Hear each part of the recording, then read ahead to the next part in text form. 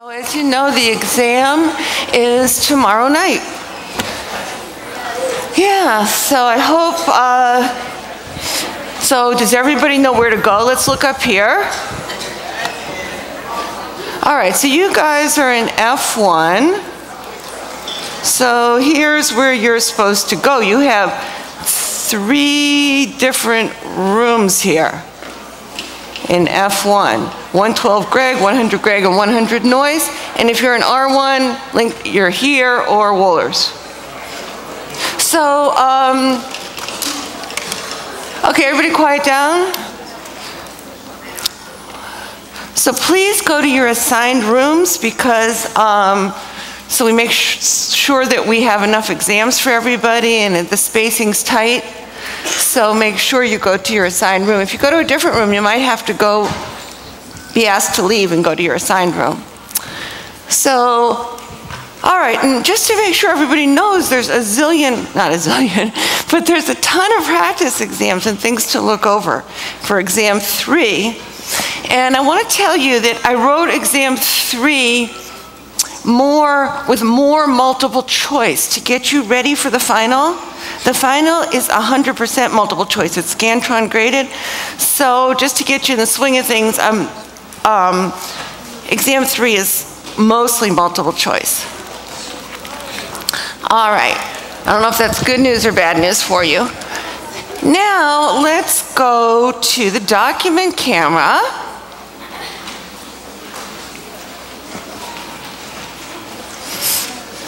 And zoom in here to, first off, I want to show you this summary, this box model summary on page 201, just so you're familiar with it. It's a good review. Basically, there's 3 chance processes that we're modeling. The first one we did were these gambling games. Or multiple choice tests, any guessing game, where you know exactly what your chances of winning or losing are. You know what the box is. So you always make the box for just a single play or a single guess on a multiple choice test. And the box can have either 1s or 0s if you're just counting how many times you win or counting how many correct answers you have on a test that you guess on, a multiple choice test or so forth. Or what do I mean by actual numbers? Like for roulette, it's not just 1s and 0s. It's, you would have usually how much money you'd win.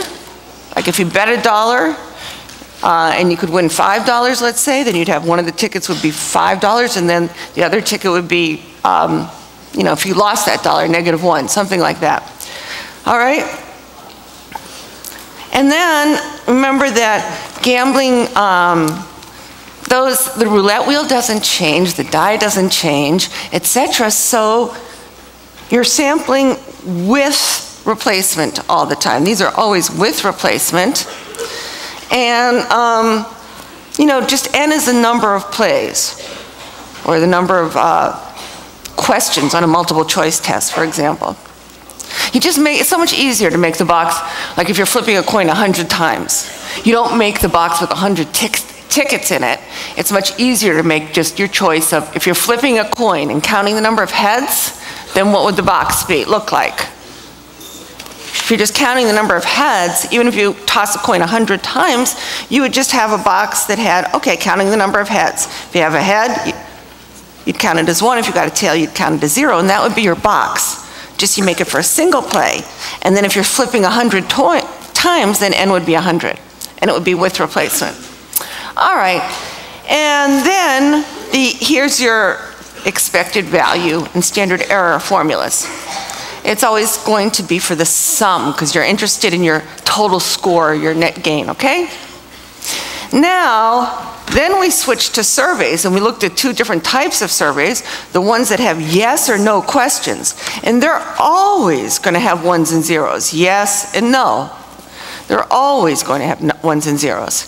And then you make the box, if you're taking a sample from a whole population, the box would be the whole population for a survey. Like if it was the US, it would have millions of tickets.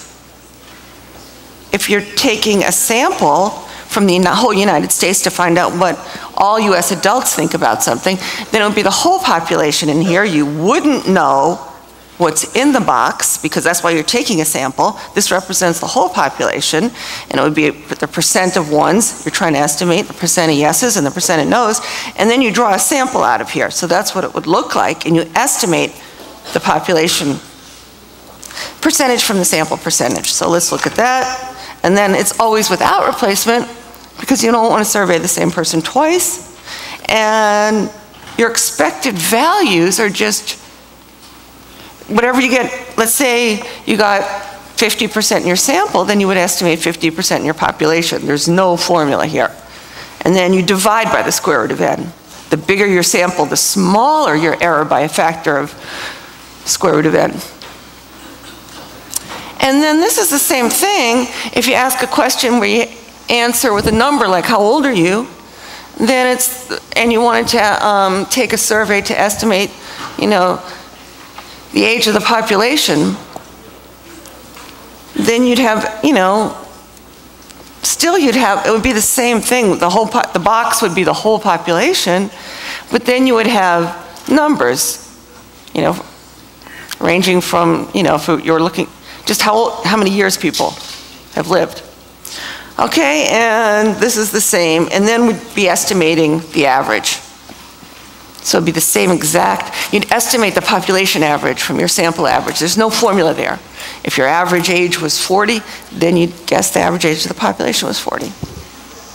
Okay, and again, the bigger your sample, the smaller your error by square root of n. So you can just review this if you'd like and know this. And now I asked you, what we're going to do is go over this practice exam on page 219. So should we just start with from the beginning? Does that sound good? Okay, so let's look at this.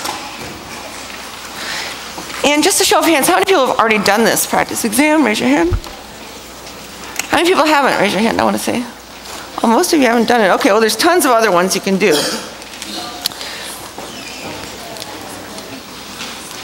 So let's look at this.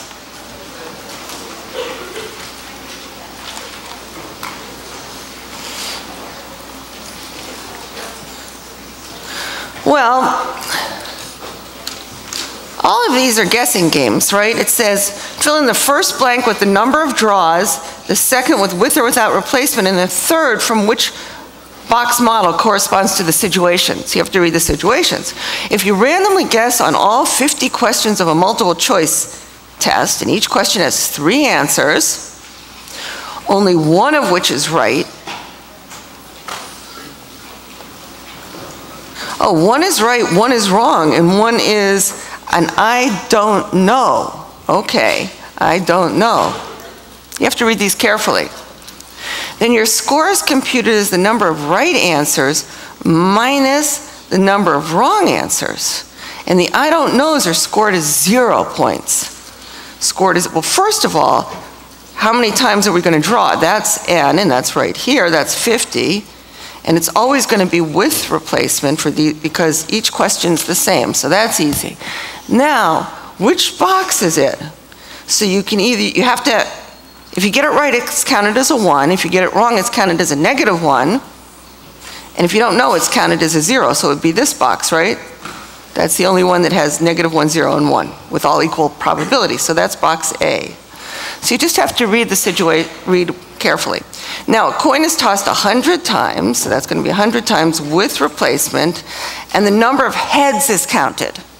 So if you get a head, you count it as 1 head, and if you get a tail, you count it as 0. So that's box D. All right, let's look at the next one. A coin is tossed 20 times, and the number of tails and the number of heads minus the number of tails.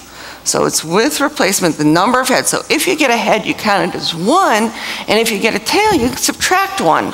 So it's got to be this box C. Does everybody see that? All right, now let's look at the next one. You randomly guess on all 100 questions of a multiple choice test, and each question has 3 answers. One is the best answer and awarded 2 points. One is a mediocre answer and awarded 1 point, and one is a wrong answer and no points. So it's going to have 2, 1, and 0, so that's box B. All right. Now, compare the standard deviation of box A and the standard deviation of box B above. Which is larger? Box A and box B. Which is larger? What's the hint say?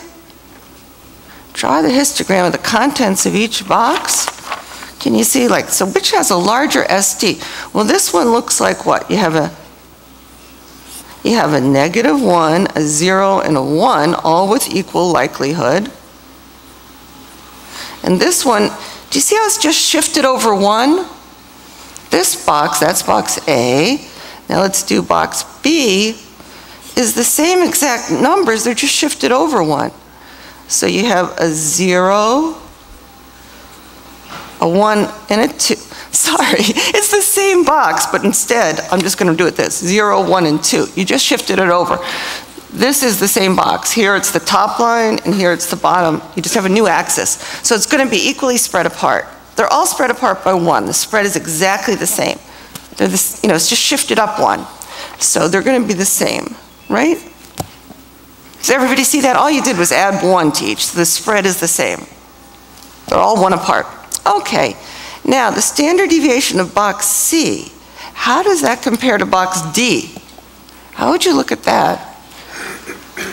Box C and box D. Well, they both have 1. Let's do box D first. How would you get the standard deviation of that? The standard deviation of D is equal to what? Well, the way we've been doing it is we'd say the absolute value of the numbers, difference between the numbers on the ticket, so that's 1 minus 0, times the square root of what? This is box D. SD of D. So we have 2 tickets, 1 of each type, and that's D. Okay, so now what's C? C would be what? The absolute value of what? -1 minus 1, and then we still have 2 tickets, 1 of one type and 1 of the other. So do you see how the only difference, this part's the same. The only difference is this comes out to be 1 and this comes out to be 2. So do you see how this is twice as spread out? And if you just looked at it, you could see that these numbers are spread out by 2, and these numbers are spread out by 1. You could just look at it and see. Okay, so the box C has a bigger, it's twice as big as box D. Twice as big. It's twice as spread out as this one.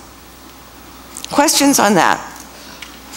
All right, let's look at our next one. The 4 histograms below represent the probability histograms for the sum of 2 draws made at random with replacement from each of those boxes above. Below each histogram, write A, B, C, or D to identify the correct box. All right, let's look at this. How should we go about this? What can we tell right off the bat? 2 draws. Well, if we look at these, it's the biggest you can get from 2 draws for this is 2, and this is 2, and this is 2. But this one, the biggest you can get, the largest you can get, if you drew a 2, and then you drew another 2, what would you get? The sum would be 4. So shouldn't this one go up to 4? I would check that first. So this one should go up to 4. So there's only one that's going to have a box over 4. Which one is it? Which one? This one right here has a box over 4, right? Doesn't it have to be this one? It goes from 0 to 4. This one has to be box B, doesn't it? All right, now we've got that one eliminated. Now this one goes from this one goes from 0 to 2, 0 to 2. And these both go from -2 to 2. So 0 to 2 are extremes. So let's look up here. Which one would go, the smallest you could get would be 0, and the largest you can get would be 2. Which box? If you draw twice. The smallest here you get is -2. The smallest here you get is -2 if you got two negative ones. How about this one? The smallest you could get is what? If you got, what's the smallest possible sum of two draws here? 0. You're just looking for the smallest and the largest. That's one way to answer it. So the smallest would be, so that one goes, so let's look. So box D has to be this one right here, doesn't it? Because it's the only one, these go down to -2. So let's just check it out. Yeah, it goes from 0 to 2 with the most likely, so this has to be D.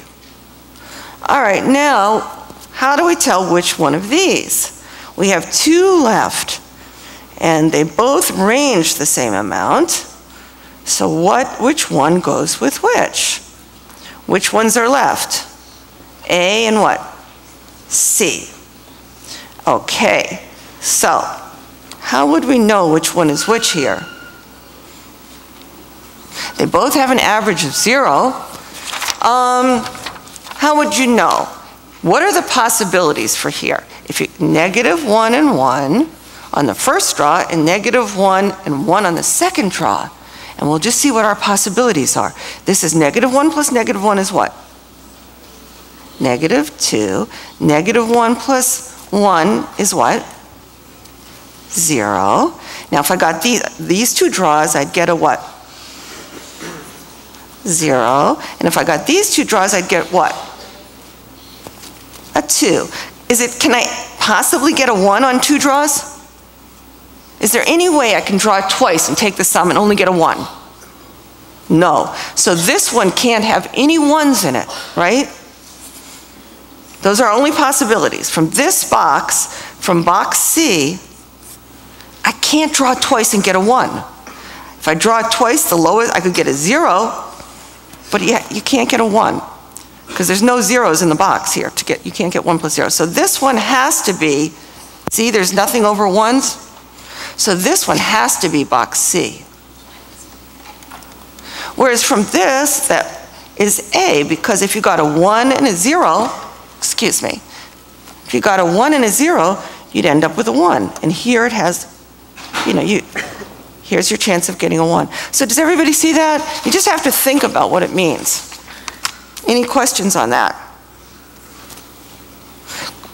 So this is no way to get a 1 here, or a -1. All right. Any questions on that? Now let's go to the next one.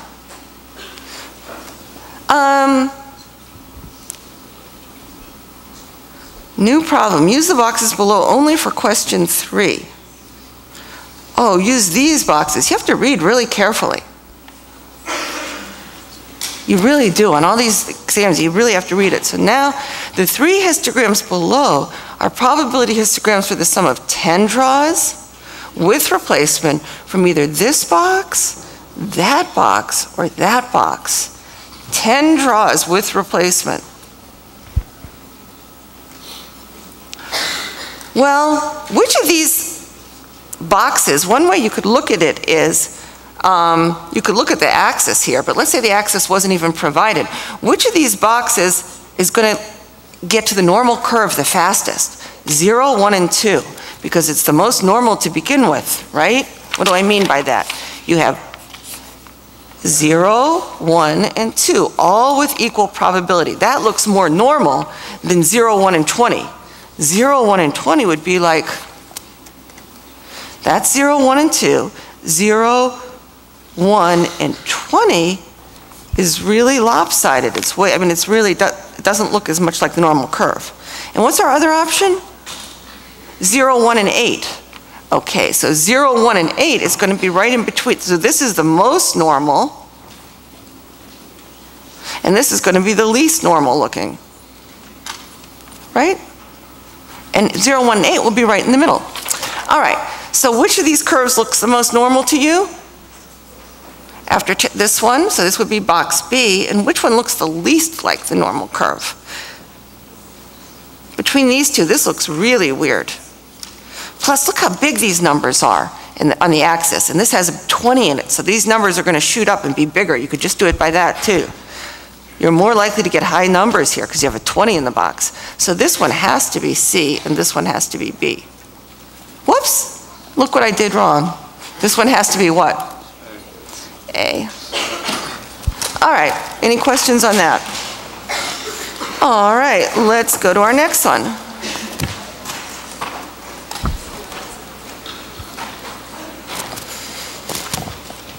So a lot of, so if you can use common sense, go ahead and, I mean, that's the best way to do these problems because it shows a lot of these, if you understand what the question's asking, a lot of it's common sense. All right, let's look at the next one. 36 draws are made at random with replacement from this box.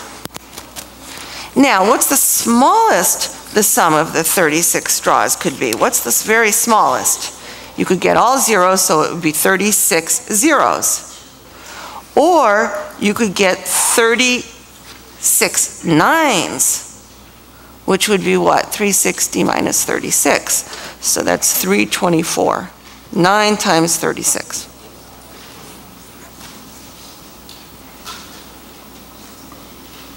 Okay, now,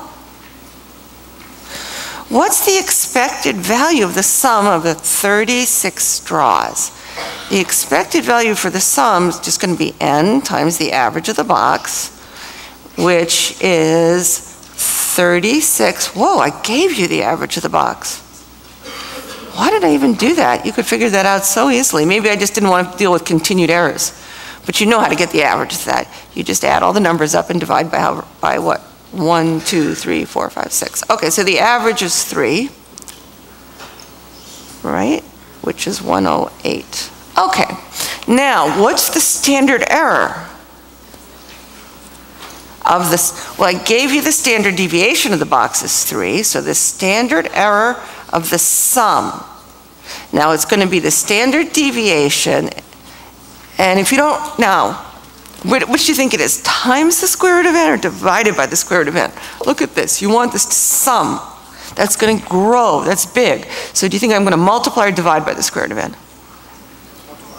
Multiply. So you're going to multiply by the square root of n. So you don't, these formulas are really pretty easy if you think about it. This is the only one that you multiply, the only one where the error grows with your number of draws. For average and percent, the error gets smaller the bigger your sample size. Okay, so here we have this, and the SDs given to you is 3 times the square root of what?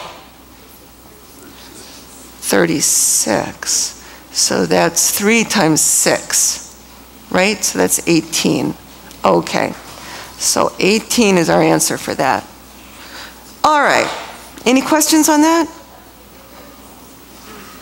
All right, so now we're going to use the normal approximations and your answers from B and C, to find the chance that the sum of the 36 straws will be more than 117. So we first have to calculate a z-score. So that's our value. Remember, our z-score is going to be the value minus our expected value over the standard error. So we have 117 minus what? What did we expect to get? 108 divided by what? 18. So what is that? That's 9 divided by 18, so that's 0.5. Okay, so now we know it's 0.5. We're going to mark it right there.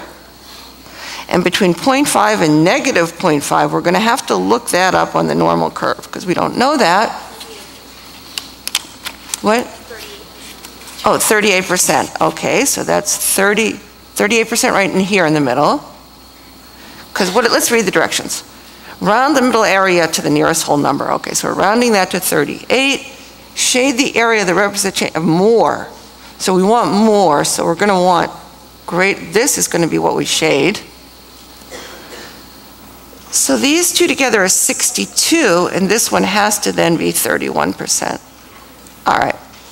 Now, the expected value of the average of the draws, what do you expect the average of it's the same as what the average of the box is. So this is really easy, and we already were told the average of the box is 3. But what's the standard error of the average? So now we're doing the standard error of the average. Right away, we'll write down SD. Now, do you think you're going to multiply or divide by the square root of n? It's an average, so what are you going to do? Divide by the square root of n.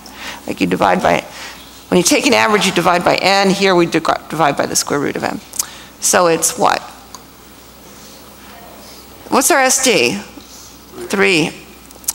It just happens to be the same as the average. It usually isn't. Over the square root of 36. So that's 3/6. So that's 0.5. All right, any questions so far? Your standard error for the average is much smaller than it is for the sum. It's always much smaller. Okay, now, suppose you draw at random with replacement from the same box, but this time you're only interested in counting how many 3s you get.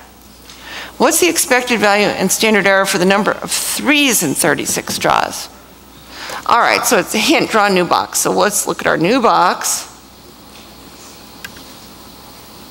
And it's either going to be, it's always going to be 1s or 0s. If we get a 3, we're going to count it as 1, 3. If we don't get a 3, we're going to count it as 0. So this is getting a 3, and this is not 3. So we just have to look up at the box, our original box, and how many 3s do we have in the original box? We have 3 out of the 6, so 3 out of the 6 tickets are going to look like this, and the other 3 are going to look like, so that's what we have. Isn't that right? Half 3s.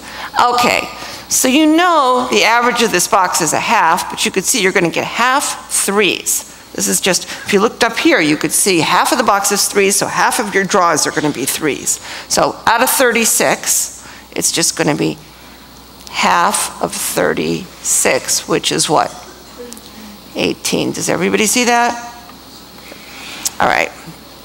And now, it's n times the average of the box, and the average of the box is a half, but you could just do that with. All right, now the standard error. How are we going to get that?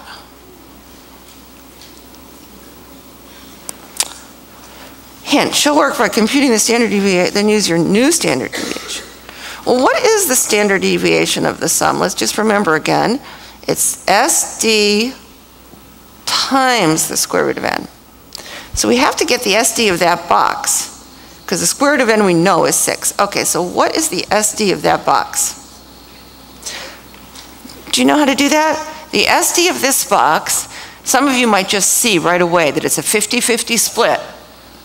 And if it's 50-50 split, it's the square root of 0.5 times 0.5, which is, I mean, the easiest way, you could just look at this and you could see, if you eyeball it and say, oh, okay, 50%, 50%. It's a 50-50 split. So you're just going to have 1 minus 0, which doesn't matter, and you'll just have the square root of 0.5 times 0.5, which is 0.25. Okay, that's one way of doing it. If you didn't see that right away, you could go back to the formula, like you could say 1 minus 0, the absolute value of that, times the square root of, there's 6 tickets total,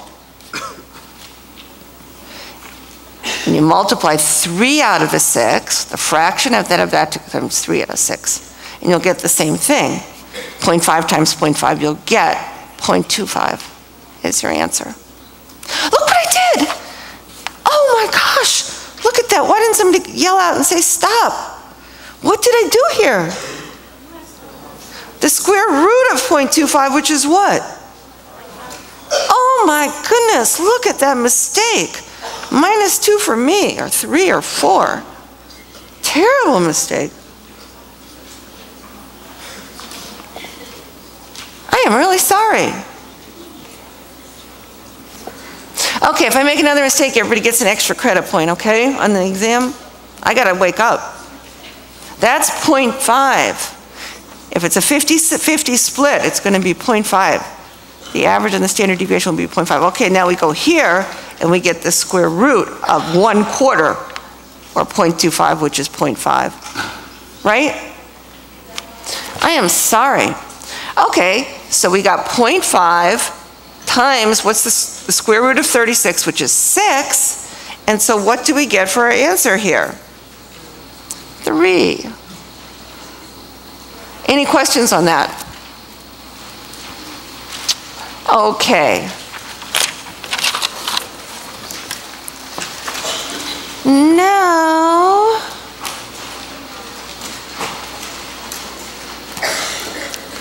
okay, so this would you rather site. The website Would You Rather, or rather, posted this question: would you rather have a nice teacher who is bad at teaching or a mean teacher who is good at teaching? I posted the same question. This was for last semester, and here are the results of both surveys. So this is what our survey said. They'd rather have a mean teacher more than the 72% said they'd rather have a mean but a good teacher. All right, as you can see, the results of these two surveys are very different. Which survey gives a better estimate of the percentage of all U.S. college students who would answer nice but a bad teacher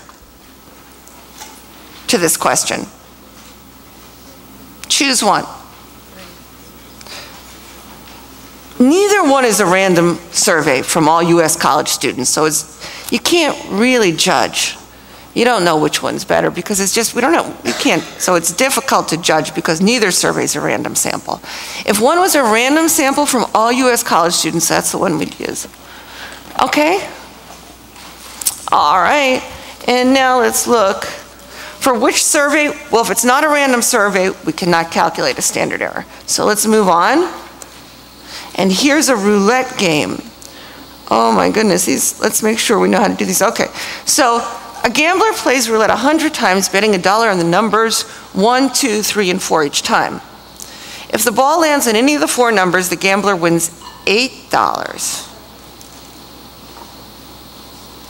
Is that right?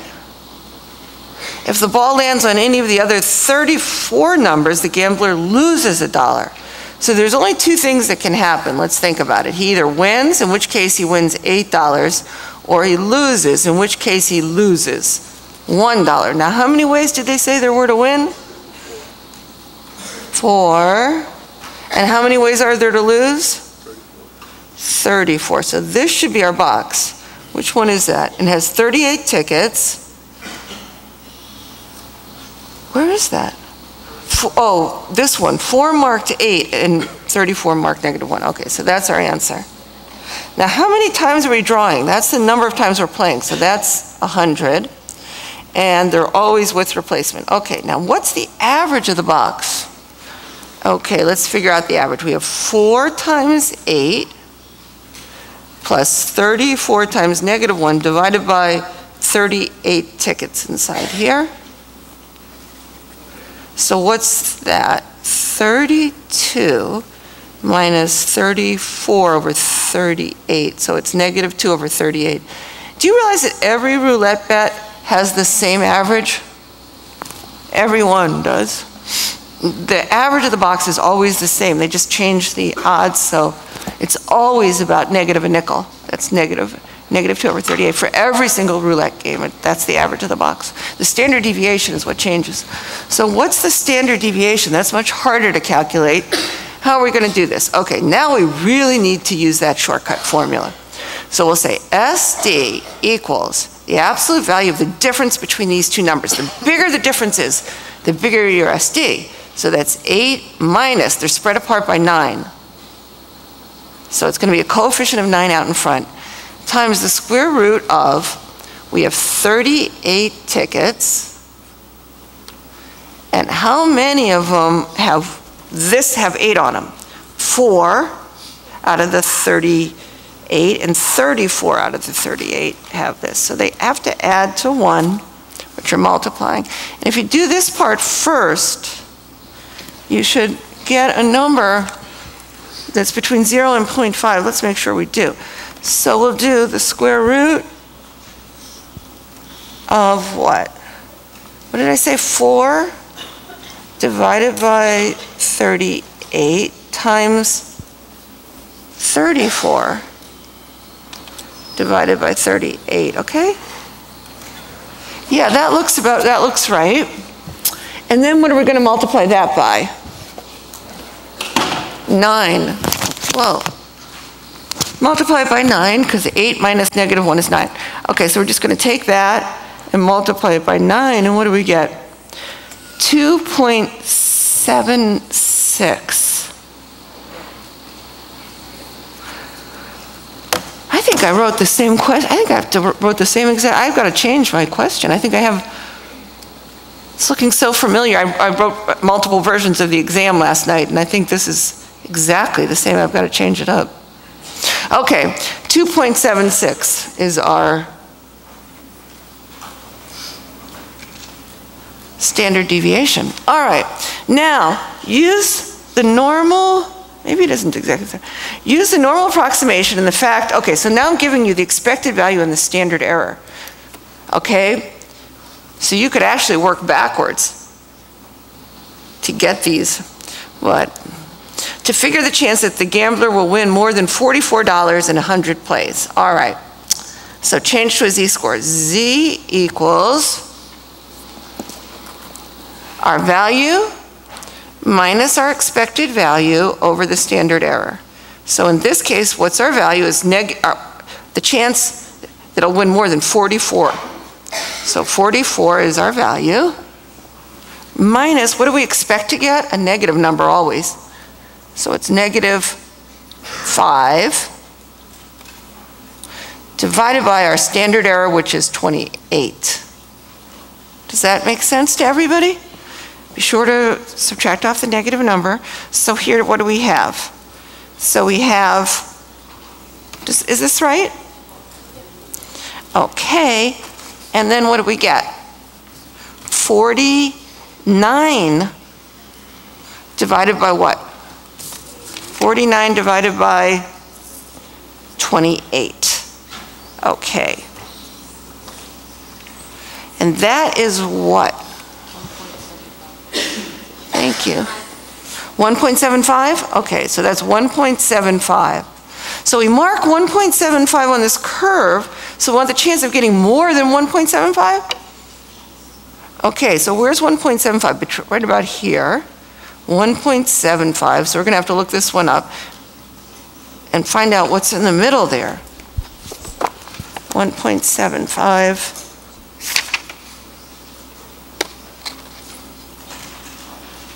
$92. Okay, so we'll put 92 in the middle. And we want everything above that to figure the chance we'll win more. You hate to just lose out right here. Everything above that. So that has to be 4%, because these together are 8. Does that make sense to everybody? Is that right? I just gave it away that there's going to be a question like this on the exam. Oh, well.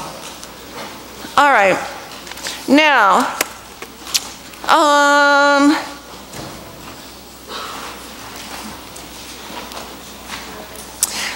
should I speed it up a little bit, or am I going too slow? Yes, go ahead.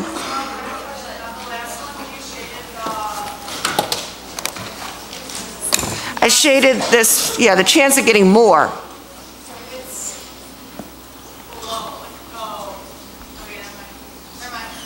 If I ask what's the chance of getting less, okay.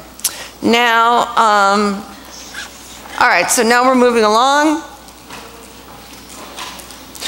All right, so a poll asked a random sample, and here's N, of 1,024 adults, this question: how long is your daily commute? And the sample average was 30 minutes with a standard deviation of 24. Okay.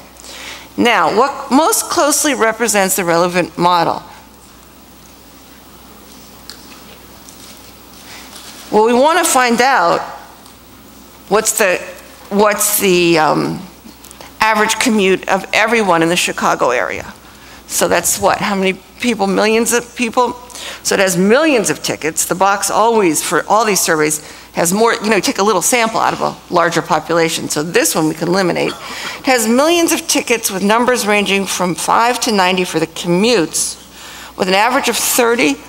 No, we don't know that. Why would we take a sample? This is what we're trying to figure out. So it has to be this one. There's millions of tickets marked with numbers ranging from 5 to 90. We don't know the average and the standard deviation, but we're estimating them to be 30 from the sample. Okay, now we're going to draw without replacement, because we don't want to survey the same person twice, and we're taking Okay, we're sampling without replacement. What's the stand? Oh, I'm sorry.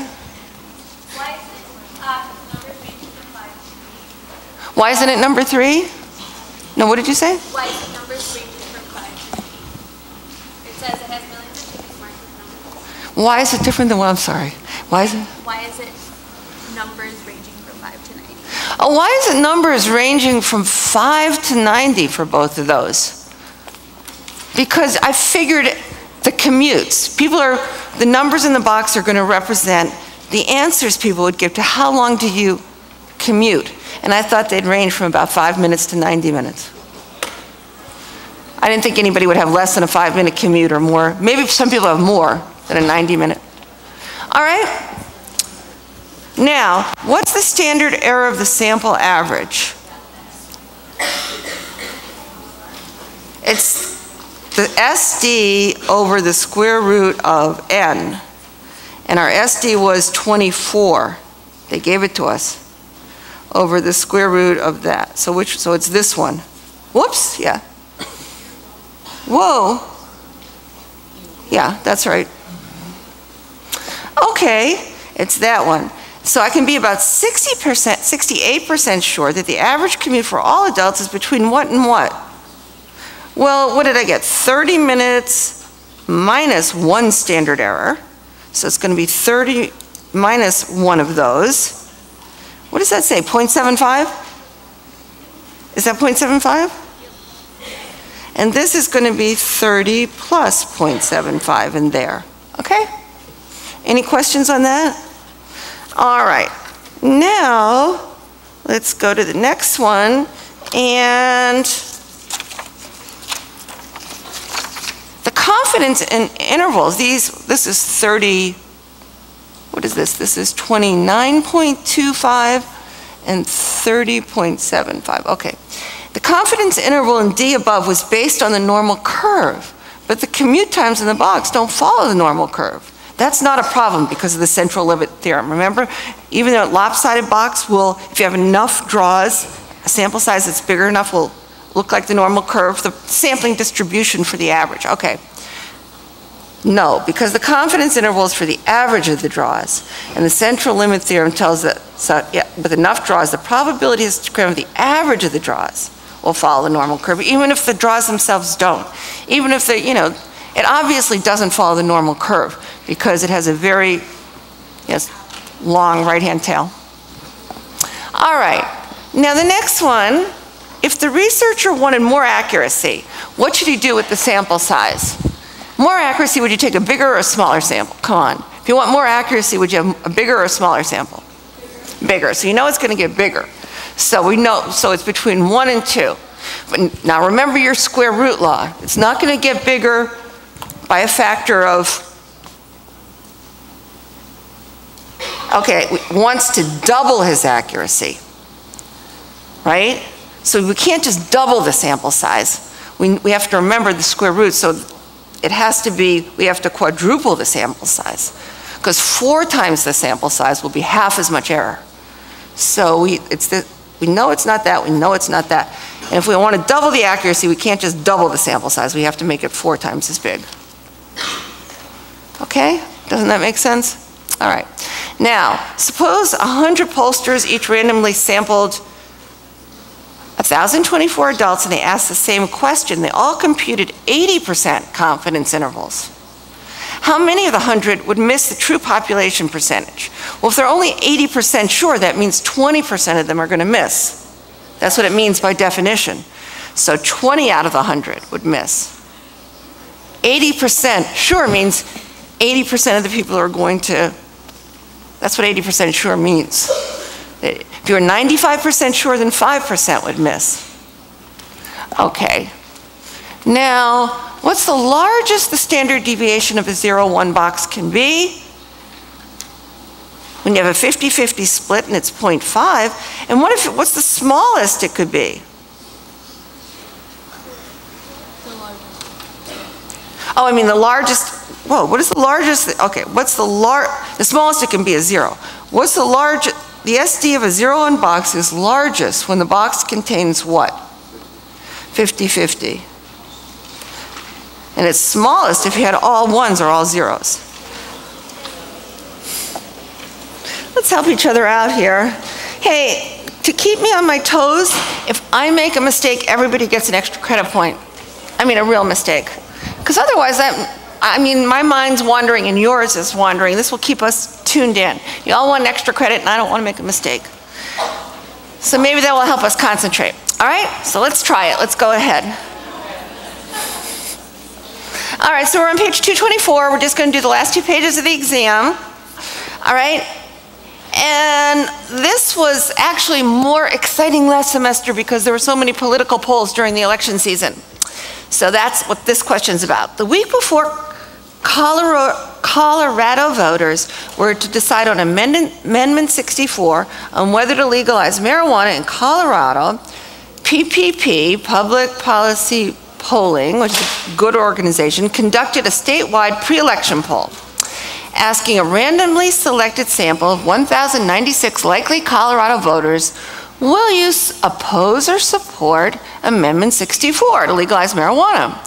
And what happened? 54% of the sample said they would support it. All right? Now, we have to put some error bars on that.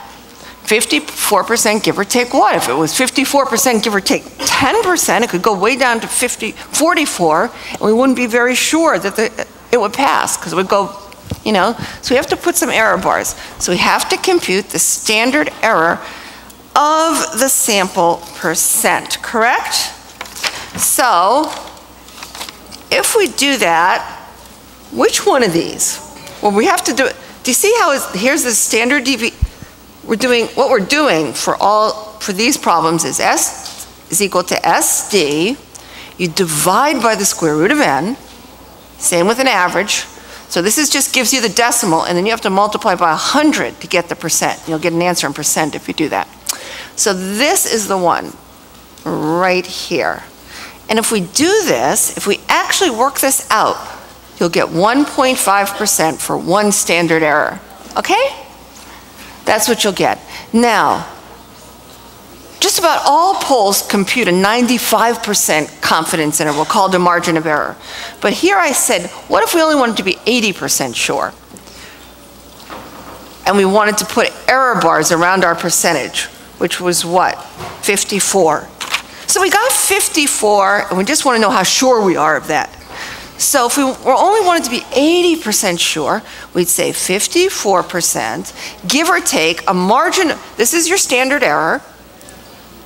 And what would go in here? What goes in here is the z corresponding to what? Middle area equal to what? 80%. So in general, what you do, let me just do it for this one, is you go to the back here, and you'd see 80% in the middle.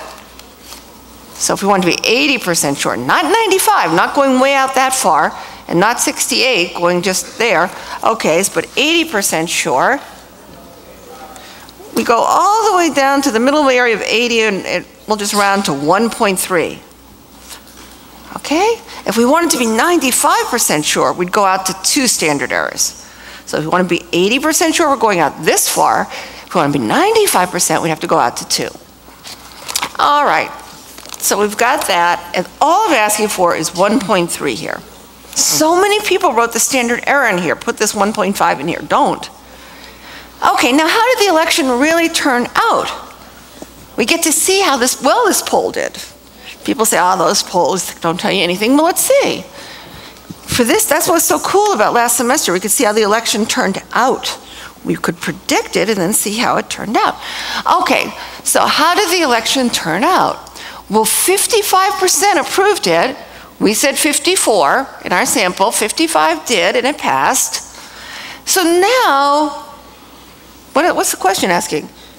Which of the following statements best describe how good a job they did with their polling? I think they did a really good job, because this is only 1% away from what we predicted.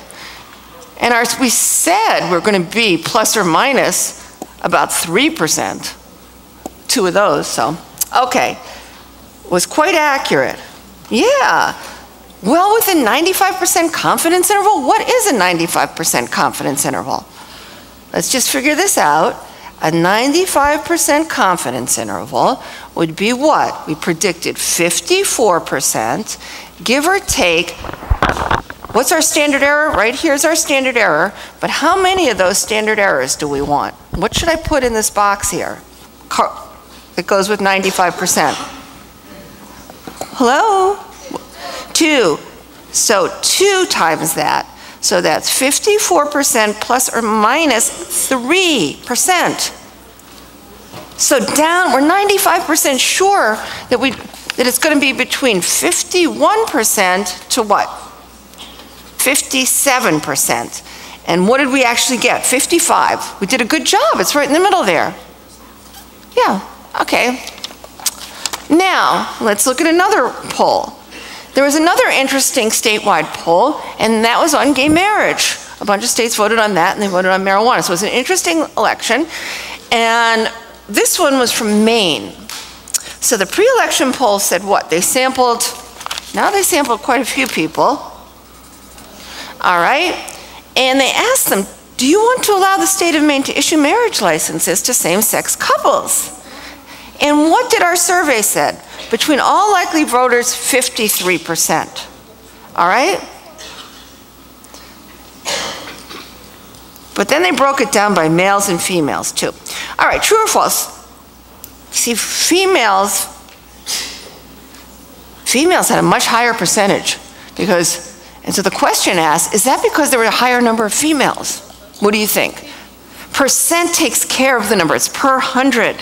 For every 100 that they polled, 58 of them compared to 47% of the men. So it's not because there's a larger sample size. That takes care of it. It's not because of that. It's 58 out of every 100. It's because women just favor this more. So this is false. Has nothing to, that's why we use percent here. So that's false. Now, what's the standard error of the sample percent among all likely voters? What are we going to do?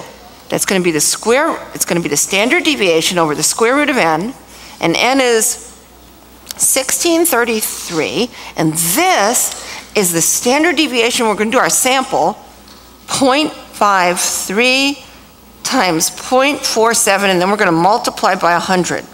And if we do that, to get the percent, we get about this, about 1 point. That's way too high. Okay? We get that. Now, based only on the results of the survey, which statement's best? Assume the election didn't happen yet.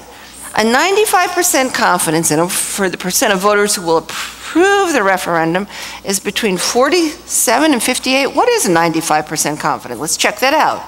A 95% confidence interval is going to be the sample percent plus or minus 2 standard errors. And we said this is the standard error. All right, so what does that work out to be? That's 53. Let's put the lower number first. 53 minus 2.48 is 50 point what? 52? I'm just subtracting. This is 53 plus or minus what? 2.48. Almost 2.5. So it goes down to 50.5 to what? 2.5 would be 55.5. Well, I'll just say 0.48 to be accurate. Okay? No, it's not. So that one's wrong. It's not nearly that big. It's this. All right, so we can be there's about a 53% chance that the referendum will pass? No, there's a 95%. We're 95% sure. The 95% confidence interval is this. We're 95% sure it's going to be between this limits.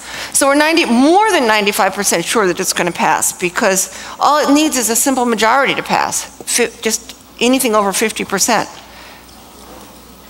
So it's this one. Okay, and it did pass. Questions? All right, let's go to the next one.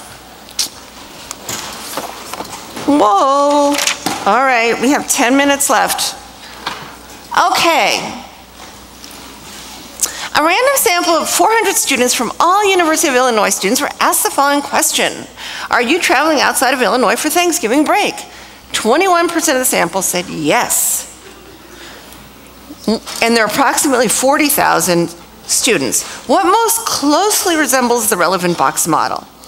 Well, it's the box is going to have one ticket for everybody in the population, and we don't know it. That's why we're taking a sample. So it has to be this one. Couldn't have 400, and we don't know. That's why we took the little sample to estimate it. All right, standard error of the percent. What's that going to be? It's going to be over the square root of n, which is over 400 times 100.